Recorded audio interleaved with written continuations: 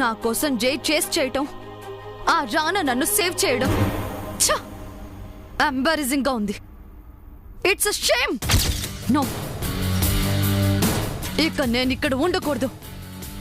ఉంటే ఇదే రిపీట్ అవుతుంది. వెళ్ళాలి, ఎటైనా దూరంగా వెళ్ళిపోవాలి.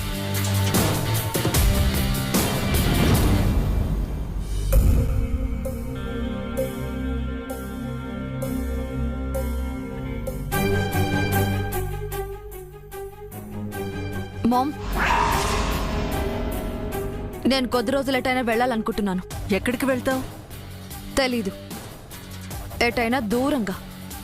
భయపడి పారిపోతున్నావా లేక మనశ్శాంతి కోసం వెళ్తున్నావా?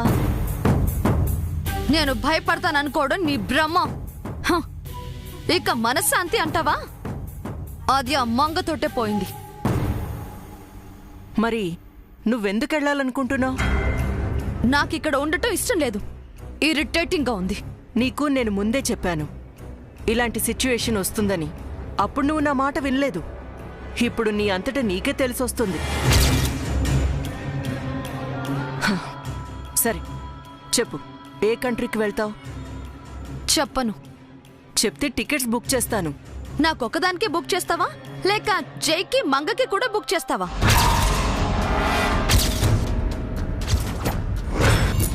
పోనీ ఢిల్లీకి బుక్ చేయమంటావా నిత్య? అక్కడ మా ఇల్లుంది. మామ్, డాడ్, సిస్టర్ అంతా ఉన్నారు. నువ్వు అక్కడ హ్యాపీగా ఉండొచ్చు. నేను వెళ్ళిపోతుందే నీ వల్ల. నేను వెళ్ళిపోవడానికి కారణమే నువ్వు. నేనేం చేశాను నిత్య? నిన్ను సేవ్ చేయడం తప్ప? అదే అదే నాకు నచ్చట్లేదు. నన్ను ఒకరు సేవ్ చేయడం ఏంటి? నేను వీక్ అయిపోతున్నాననే ఫీలింగ్ నాకు కలిగిస్తున్నావు. అయితే నేను స్ట్రాంగ్ అవుతున్నాను అన్నమాట. నన్ను మించి స్ట్రాంగ్ అవ్వడానికి నేను ఒప్పుకోను. ఈ వరల్డ్లో ఒక్కరే స్ట్రాంగ్ ఉండరు బేబీ. ఐఫిల్ టవర్ని తన్నేవాడు ఒకడుంటే వాడి తలను తన్నేవాడు ఒకడుంటాడు.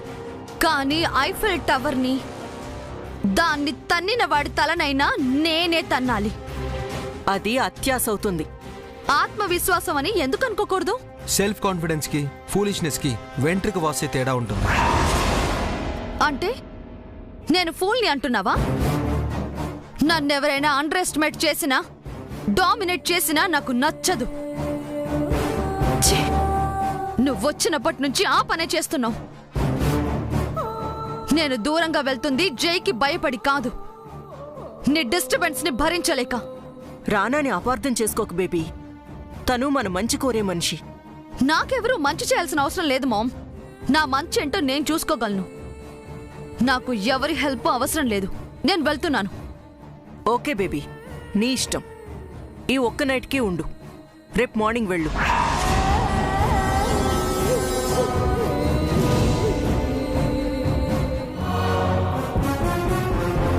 ఏం చేద్దాం రానా? తను ఎక్కడికి వెళ్తుందో చెప్పనంటుంది. You don't worry aunty. తను ఎక్కడున్నా ఈజీగా కనిపెట్టేస్తాను. కానీ తనని వెళ్లకుండా ఆపాలి. ఆగదు రానా. అది ఫిక్స్ అయిందంటే వెళ్ళి తీరుతుంది. దానికి నేనన్నా కూడా నమ్మకం పోయింది. కన్న తల్లిని నమ్మలేని దుస్థితికి దిగజారింది. ఇంకెంతలా ఫాల్ డౌన్ అవుతుందేమో అని భయంగా ఉంది. తనున్న సిచ్యువేషన్ అలాంటిదంటే నిత్య కాబట్టే ఇంత ప్రెషర్ని తట్టుకుంటోంది. మీరు భయపడకండి, నేను హ్యాండిల్ చేస్తాను. కారు చీకట్లో చిన్న దీపంలా నువ్వు మాత్రమే నాకు సొల్యూషన్లా కనిపిస్తున్నావు. నిత్యని నువ్వే సేవ్ చేయాలి రానా. Sure aunty. ఆల్రెడీ మీకు మాట ఇచ్చాను. ఆ మాటని నిలబెట్టుకుంటాను.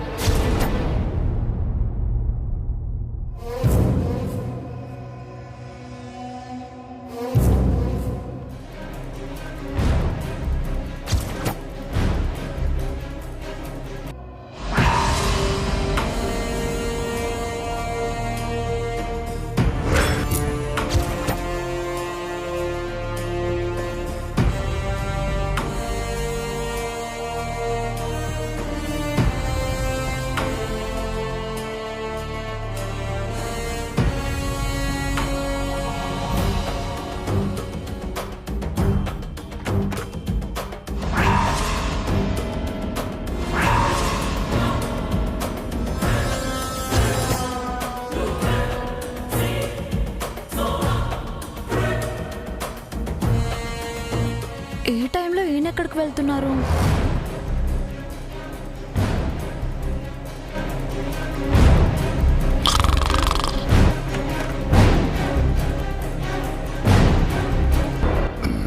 చరి చరి హే చరి సార్ సార్ పద.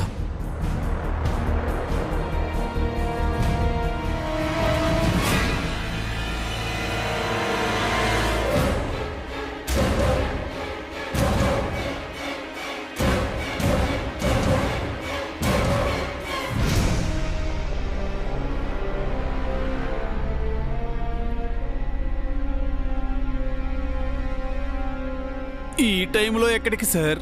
ఏ ఏటో చెప్తే కానీ రావా? ఆ,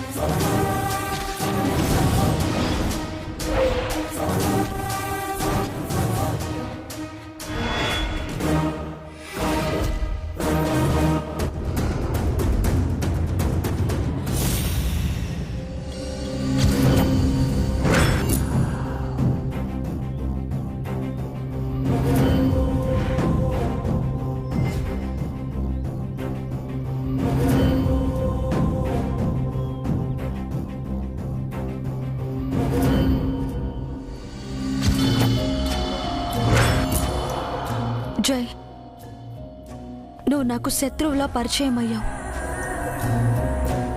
నేను నిన్ను ద్వేషించినా నువ్వు నన్ను ప్రేమించావు. నా ప్రపంచం నువ్వే అయ్యావు. ఇప్పుడు నీ ప్రపంచంలోంచి నన్ను వెలివేశావు. నేను నీకు శత్రువునయ్యాను. నేను నిన్ను ప్రేమిస్తుంటే నువ్వు నన్ను ద్వేషిస్తున్నావు. నేను నిన్ను భర్తగా పొందాలని చూస్తుంటే నువ్వు నన్ను దోషిలా చూస్తున్నావు.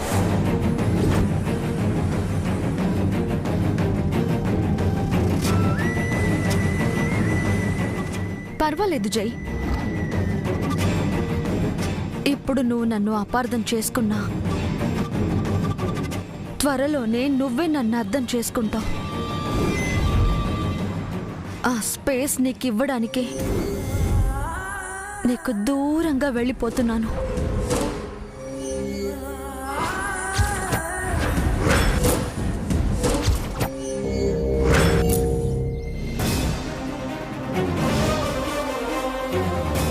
నేను నీకు దూరంగా వెళ్తున్నది నీకు భయపడి కాదు, ఆ రానా అంటే నచ్చక. అతి త్వరలోనే ఆ మంగను చంపేసి ఆ స్థానంలోకి నేనొస్తాను. అప్పటి వరకు బాయ్ జై.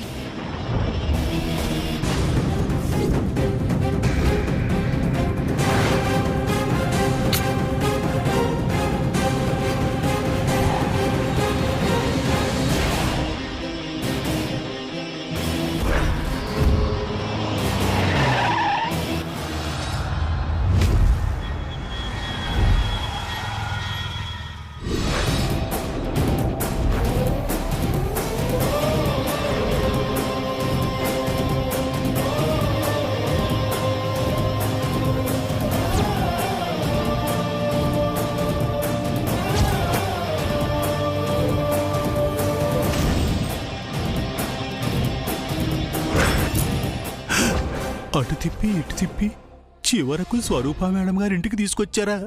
నిత్య గారి ఇంట్లో ఉంటారు. ఈయన వచ్చినట్టు ఆవిడికి ఎలా చెప్పేది? హడావుల్లో ఛార్జింగ్ పెట్టిన ఫోన్ కూడా తెచ్చుకోలేదు.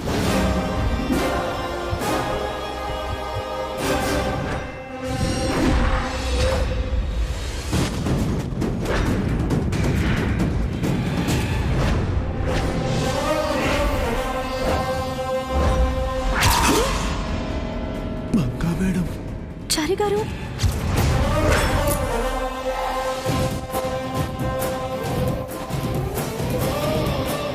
మేడం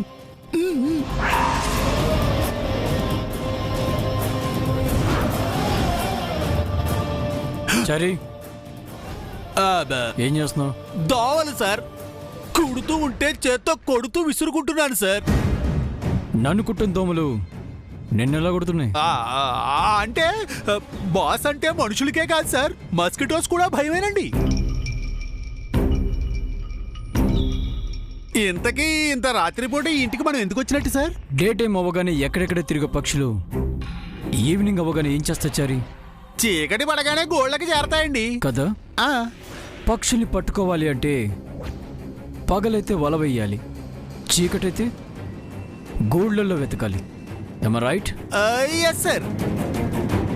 సో ఎక్కడెక్కడో తిరుగుతూ మన కంట పడకుండా తప్పించుకుంటున్న నిత్య నైట్ అవగానే ఈ గూటికే కదా వస్తుంది.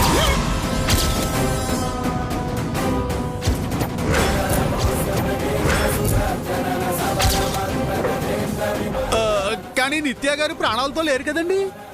అయితే గ్రేవీ యార్డ్కి వెళ్ళి సమాధులు వెతకమంటావా చారి?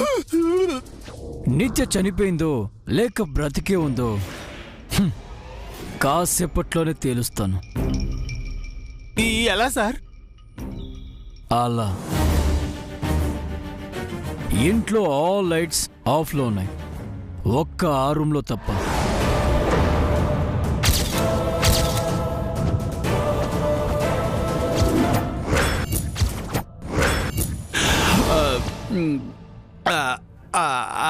అది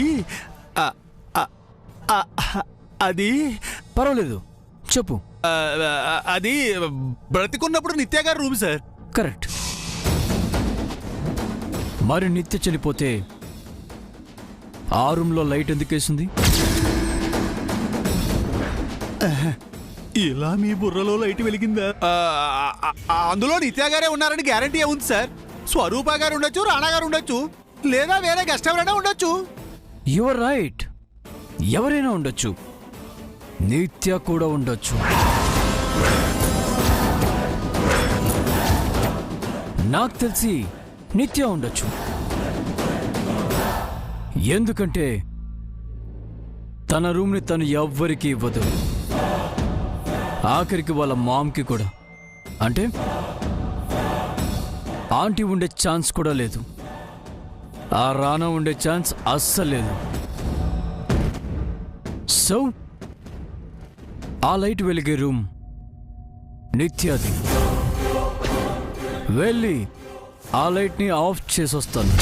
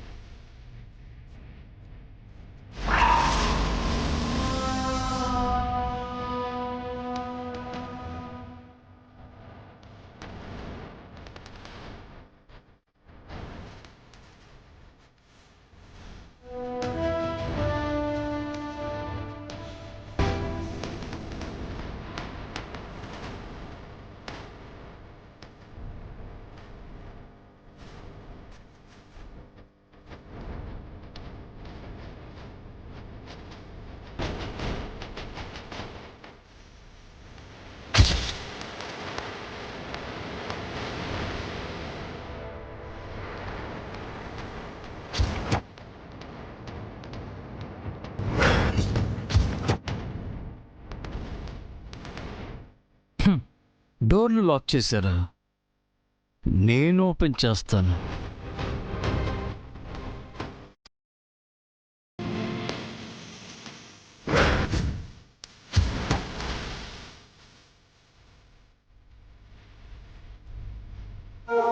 madam sir mid night investigation చేస్తున్నారు. ఆయనకు అనుమానం వస్తే అంతే చారి గారు, అది తీరే వరకు ఆయన వదిలిపెట్టరు. ఇప్పుడు ఎలా మేడం? లోపల నిత్య గారు ఉన్నారు, లైట్ కూడా వెలుగుతుంది. అయ్యో, నిత్య ఈ టైం వరకు ఎందుకు మేలుకొనుందో ఏంటో. ఫోన్ చేసి చెప్దాం అంటే ఫోన్ తీసుకురాలేదు. నేను కూడా ఫోన్ ఛార్జింగ్ పెట్టి మర్చిపోయాను మేడం. బయట ఉన్న సార్ని ఆపలేం. ఏదో ఒకటి చేసి లోపల ఉన్న నిత్య గారికో స్వరూప గారికో ఇంటిమేషన్ ఇవ్వాలి మేడం.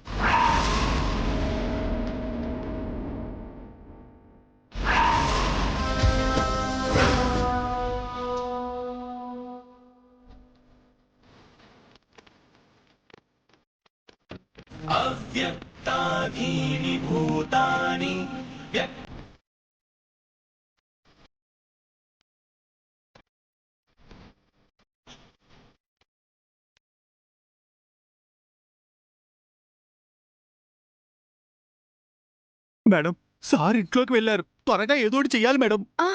ముందైతే ఒక పని చేద్దాం చారి గారు, నేను వెళ్ళి మెయిన్ ఆఫ్ చేస్తాను.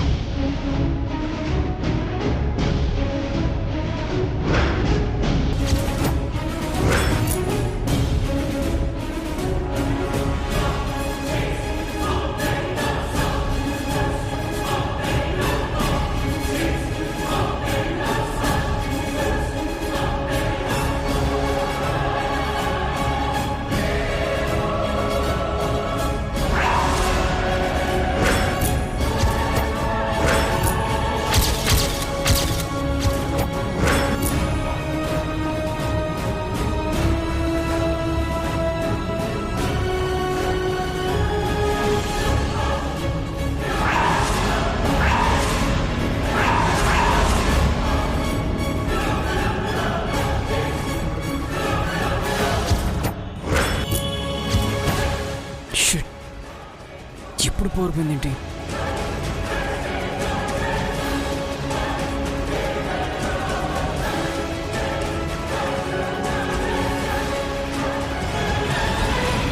ఈ టైంలో పవర్ ఆఫ్ అయిందేంటి?